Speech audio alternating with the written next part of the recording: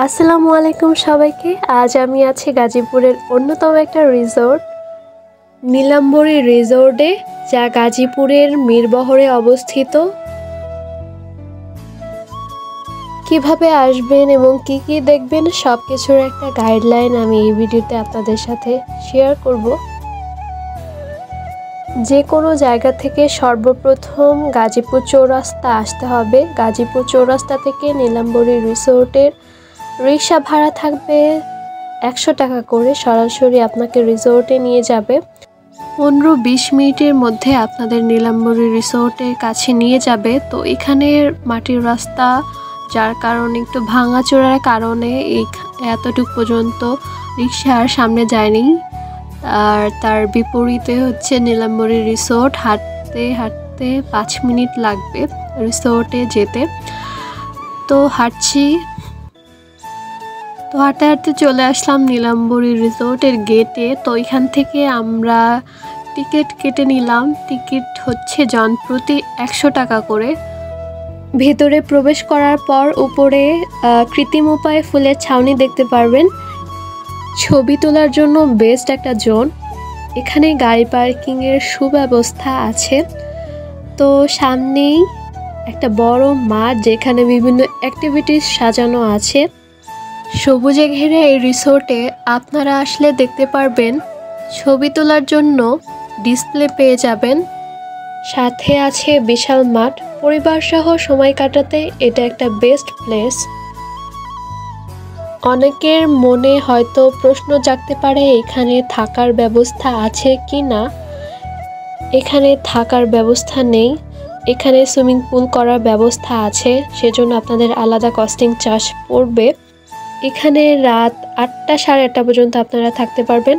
তো আমি এখানে দোল খেয়ে নিচ্ছিলাম, আমার ভালোই লাগতেছিল। তো সামনে পুকুরে দেখলাম অনেক মাছ আছে। আমি আসতে দেরি করায় দিন ছোট থাকার কারণে তাড়াতাড়ি সন্ধ্যা হয়ে যায়।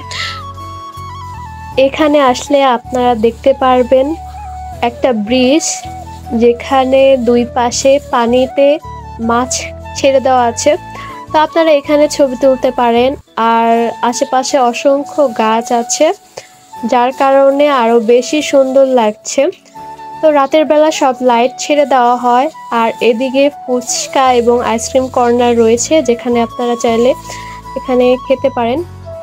আলোর স্বল্পতার কারণে আমি সবকিছু ভালোভাবে দেখাতে পারছি না, তবু আপনারা চাইলে এখানে ভিজিট করতে পারেন। অসম্ভব সুন্দর জায়গা। এখানে বিভিন্ন ধরনের গাছপালা প্লাস ফুল গাছ ছিল। তো ওদিকে লাইট অলরেডি ছেড়ে দেওয়া আছে, যার কারণে আউটলুকটা অনেক বেশি ভালো লেগেছে।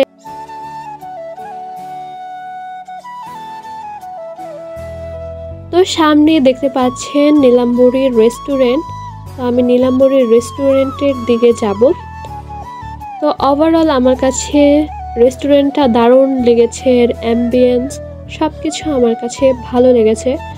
তো মেইন এন্ট্রান্সে ঢোকার শুরুতেই আপনারা দেখতে পারবেন যে এখানে কাচের ফ্লোর দেওয়া, যেখানে পাথর আছে। তো আমার কাছে এই জিনিসটা ইউনিক লেগেছে। এখন আমি চলে যাব দোতলায়। আর এখানকার আউটলুকটা বেশ সুন্দর। তো আমি এখানে খাবার অর্ডার দিয়েছি, একটা বার্গার। তো এখানে ওয়েট করছি আর ফটো তুলছি। এখানে বেশ ভালো কয়েকটা ছবি উঠেছে আমার। তো এখান থেকে আপনারা চাইলে সামনে ফুল ভিউটা দেখতে পারবেন। তো আমার সাথে তখন দেখা হয়েছে এই বিল্লিটার। তো তার সাথে আমি কিছুক্ষণ দুষ্টামি করতেছিলাম, আদর করে দিচ্ছিলাম। তো হাত ধোয়ার পর আমি আমার বার্গারটা চলে এসেছে। তো বার্গারটা বেশ মজা লেগেছে আমার কাছে। রেস্টুরেন্টের এই আউটলুকটা আমার কাছে বেশ ভালো লেগেছে। এখানকার সব কিছুই এত পরিপাটি এবং গোছানো, যা আপনার অবশ্যই ভালো লাগবে।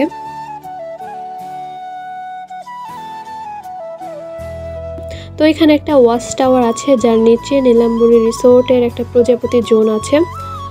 তো সামনে এই পাশে বসার জন্য বিভিন্ন ধরনের ঘর সিস্টেম করা, সেকশন করা আছে। আপনারা চাইলে এখানে বসে আড্ডা দিতে পারেন। তো সব কিছু ওভারঅল আমার কাছে এই রিসোর্টটি বেশ ভালো লেগেছে। তো আমার কাছে মনে হয়েছে আরেকটু আগে আসলে ভালো হতো, কারণ আমি আসার পরপরই সন্ধ্যা হয়ে গেছিলো, যার কারণে এভাবে আর কি দেখাতে পারিনি রিসোর্টটা। তো এদিকে ঝর্ণার ব্যবস্থা আছে, ঝর্ণা রাত হওয়ার কারণে ঝর্ণাটা এখন করে দিয়েছে। তো ওভারঅল যদি বলি, আমার কাছে এই রিসোর্টের মেইন যেটা ভালো লেগেছে সেটা হচ্ছে রেস্টুরেন্টটা, এবং ঢোকার শুরুতে যে লাইটের ব্যবস্থা করা আছে আপনাদের দেখাবো। এখন আমি চলে যাব, তো চলে যাওয়ার পালা। তো এখানে সুইমিং পুলের ব্যবস্থা আছে। তো আমার কাছে সর্বোপরি এই লাইট জোনটা ভালো লেগেছে। এখন চলে যাওয়ার পালা। তো লাস্টে লাইটিং দেখতে দেখতে আমি আমার বাড়ির উদ্দেশ্যে রওনা হলাম। সবাই ভালো থাকবেন, আবার দেখা হবে নতুন কোনো ভিডিওতে। সেই পর্যন্ত সবাই ভালো থাকবেন, বাই বাই।